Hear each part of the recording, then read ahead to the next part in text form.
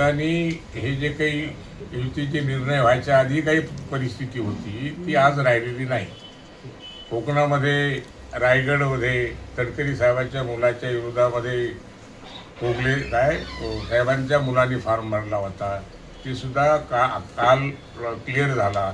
त्यांनी सुद्धा आज मला वाटतं ती जागा बिनविरोध निघाली म्हणून ती रायगडची. त्यानंतर विदर्भात 1-2 ठिकाणी असे डिस्प्यूट झाले, त्याचाही निर्णय झाला, तेही क्लिअर झाले. आणि आपल्या इथं सुद्धा ती परिस्थिती होती, जवळपास सगळ्यांनीच फॉर्म वापस घेतले. 1-2 काही फॉर्म राहिले असतील, ते इथं उपस्थित नव्हते म्हणून त्यांनी फॉर्म वापस घेतला नसेल.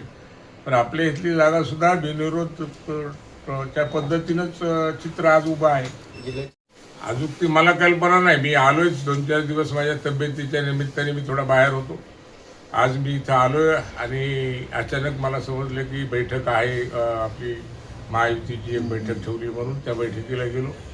आणि तुम्ही म्हणता ती गोष्ट मलाही आता 1 घंट्यापूर्वी कानावर आली की 3 फॉर्म राहिलेले आहेत. मला वाटतं काही कारणास्तव इकडे तिकडे गेल्यामुळे राहिले असतील. काही विरोधी पक्षाची भूमिका असेल त्यामुळे विरोधी पक्षांनी भरले असतील. पण मला स्वतःला विश्वास आहे की इथं कोणते तरी फॉर्म राहिले आहेत, महायुतीचा कॅन्डिडेट 100% निवडून